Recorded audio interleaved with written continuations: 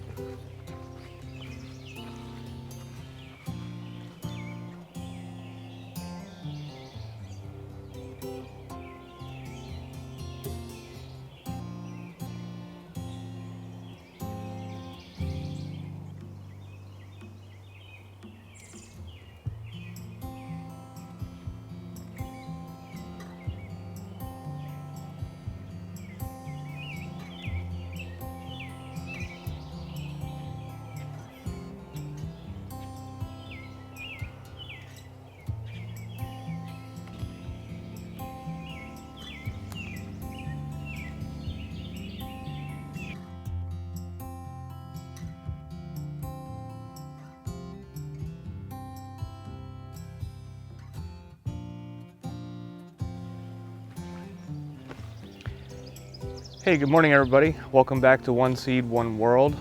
If you're new to the channel, I'm Todd, and in Western Maryland in Zone 6B is where all of this growing happens. Came out here this morning to take a look at the kale. Might do a little harvesting today to eat some maybe later for dinner. Last year I showed you a video on an alternate row cover using tulle, and I'll put a link down below for that. But this year on the hoop bed, I decided to use this bigger row cover that you can get. And there's all different ones that you can get on Amazon or at your local box store or nursery. The thing I like about this one is that it came with these clips, which are kind of cool. You can even accessorize. That's not very comfortable, but it really helps hold your cover onto, like if you've got the PVC pipes, if you've done a hoop type bed, or to clip it onto anything that you want to prop it over. So let's take a look at the kale and see what is going on. Also, I'll post a link down below where you can check this particular row cover out that comes with the clips. My only complaint about it is that I think it only came with maybe 6 or 8 clips, and the amount of clips, I think it should have come with more clips really because of the size. It's like, the 25-foot long roll, I think, or something like that. Anyway, take a look at this kale here and see where we're at. So the kale bed is looking pretty good right now. The row cover has definitely helped save it from the cabbage moths, which if you're a new gardener, a cabbage moth are those little white little butterfly looking things that will flit about your garden all throughout the season. And they look kind of pretty, when they're flitting about. But the problem is that for any of your brassica type stuff,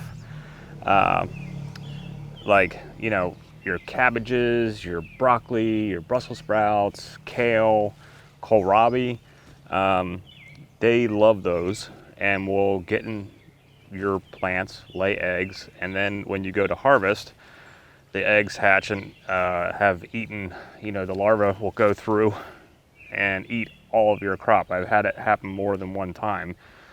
So that's why I started using the row covers, and since then it keeps them out of there, and then you don't have to share your crop with cabbage moths. So there's different times that you can harvest your kale. There's all different varieties of kale that you can get. Red Russian kale, and I think this is, I forget the exact name, it's something curly kale. And it can get quite large, and you can choose when you want to harvest it. If you want more like the little leaves that are more tender, like these are still pretty small. They pop off really easy. And are more tender. Now, I know like a lot of people don't like kale, and a few years ago there was the whole kale chip craze, and I made some kale chips at home, and I was not excited about them at all. I don't really know what the craze is. I guess it was trying to be a healthy snack, to replace potato chips, but it's it's not a good replacement for potato chips in my opinion. Anyway, the way I like to do kale is I just steam it or boil it and then add lemon juice, salt and pepper, and I love that. But you can eat it fresh in salads and all that. And so, like a lot of the other things like lettuces and Swiss chard, kale is also something that you can harvest more than one time. You'll have a stalk that comes up in the middle with leaves coming off of it, and you'll also see new growth coming out of like the center of the plant, depending on the variety you have. But you can take off leaves and then leave some of the smaller leaves to then grow more. And then they will continue producing. You just have to leave enough leaves on there to let the photosynthesis continue to work with the plant so that it can keep getting its energy to grow more.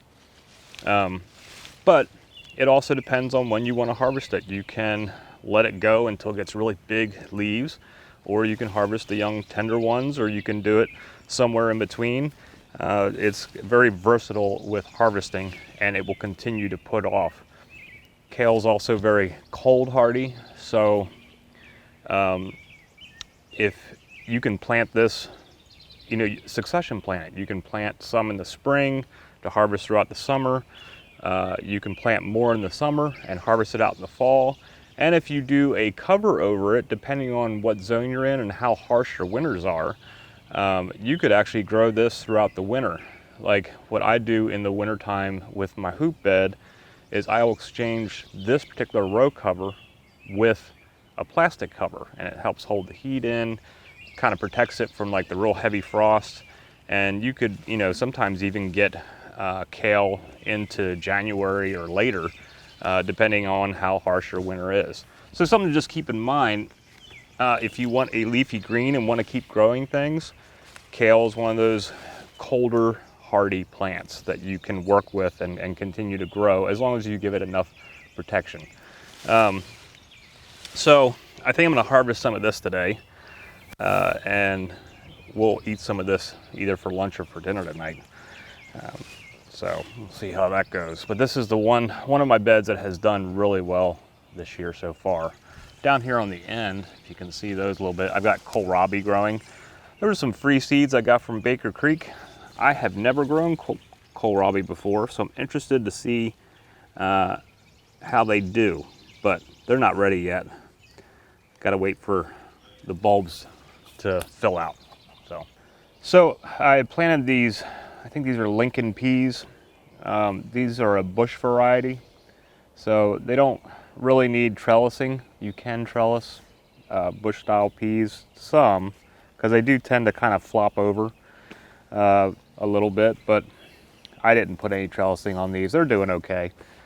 One thing with peas, they don't really like the hot weather, so this is a crop that you want to get in early, or you can plant it later in the season, but you want to check when your last frost date is and make sure that you give yourself enough time for them to grow and actually put off fruit before frost comes in. They're not a good frost hardy plant, but I was kind of concerned because peas don't like the hot weather, and when they were maybe about that big, we had like 2 weeks of just oppressively hot weather that was like mid 90s and a lot of humidity.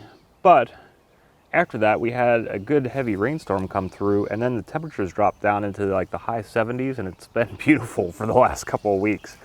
But now I'm seeing, there's lots of blossoms in here, and a lot of little pea pods coming in. They're still really tiny, most of them. They need to fill out some more. But looks like we're going to get ourselves a decent little pea crop here, since I've got 2 half beds of them. I did a 4x4 area into just to get some for us. It won't be a massive amount, but gives us a little variety in the garden. I've got this big dill that's growing up in the center here. That was one that reseeded itself from last year because I had dill in this bed around the zucchini I had grown in here. And looks like I also have a teddy bear sunflower trying to come up in the middle of all this because I had teddy bear sunflowers in here too. So we'll see if that guy makes it. He also reseeded himself. I was trying to find a pea pod to show you guys. These are, I don't want to pick any of these because they're so small. Let me see if I can find one. So with your peas, you know, you want them to fill out more than this. This is still really young. I was trying to find one that maybe had filled out a little bit more, but see what's going on with this. Oh, they're still really tiny, you know, but they're really sweet right now. But that's a little too small for picking.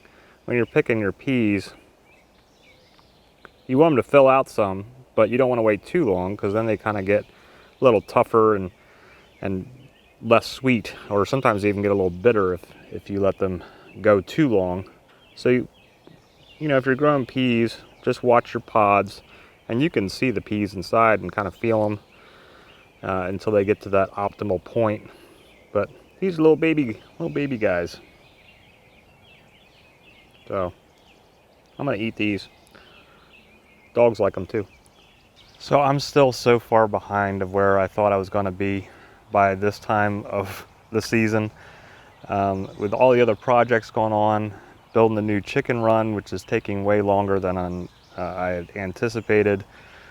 I still have, you know, stuff around pots. I have to keep up potting things. I got a pepper plant here because I haven't got any peppers in the ground yet. I just keep moving them to bigger pots. And I've got them interspersed all around. I got other tomatoes still to plant. So I don't know how far we're gonna get because I have probably at least another week of chicken run work before I can get the old chicken run out of the way and start building the new beds to get stuff in the ground. But for the stuff that I did get in the ground, or in the raised beds, it's doing well. This is scarlet runner bean, and I had showed you what this looks like on my fall harvest video. Once you know you get those big beautiful purple beans. But during the summer, they have a fairly long growing season, but during the summer they get all these really pretty orange flowers on them, and the hummingbirds really like these. I'll see hummingbirds out here flitting around. And you definitely, you know, for any of your pole type beans, you're gonna want a trellis, whether it's scarlet runner beans or like the yard long beans, lima beans, you know, all those anything that's not a bush variety, you want some trellising. And I use these cattle panels. This is one of the hoops that I have going over me. And so right now can't see it on the camera, but they're way up above my head. And I'm hoping that probably over the next month, this will all fill in and be a nice canopy of big leafy scarlet runner beans. And then all be filled with these orange flowers. And then eventually all the beans, I'll be able to just pick like that. So. But everything's way behind. I've really neglected out here. I haven't done any pruning on my tomato plants that are in, and they're a big mess. And I've got to get out here today and prune some of them back, get the suckers off of them, and get some of the bottom stuff off to let them, you know, give them more airy room. So in my test bed down here, where I planted the potatoes, they're coming up really good. Some of them have started to flower. The other side, if you remember me talking, I planted the clay corn to do the clay corn flower. But the rabbits ate all my corn when it was about an inch high. So I was going to plant more and never got around to it. So I just stuck more potatoes in there a couple days ago. So hopefully we'll have a separate succession of potatoes on the back end of this. What are you doing, Abby? You want to check out the potatoes? So far so good in the test bed. I wasn't sure because this area doesn't always get as much sun as the rest of the areas in the garden. And now we got the privacy fence back here, but normally that doesn't block any sun until late in the day because the sun sets over that way. So, but so far these plants look really healthy, no diseases, and they have been growing quite steadily. And so hopefully we'll get a good crop of potatoes out of this. I got white and red in here. And of course I didn't mark anything. It'll be a surprise when I dig them up in the fall. Got some grapes coming in. So that was just a little bit of a garden update. Just kind of wanted to show you guys where things were going on. It's not as pristine as it normally is because there's always different projects. Like I said, building the chicken run, taking the old garden fence down now that we've got the new privacy fence in, and just trying to keep up with stuff. But I think with the new beds that I'm going to be building here in the next couple weeks that I'm going to have to plan more for planting stuff in those for a fall harvest and do those types of crops, probably more like beets, radish, cabbage. I'm still going to put my peppers and more of tomatoes in,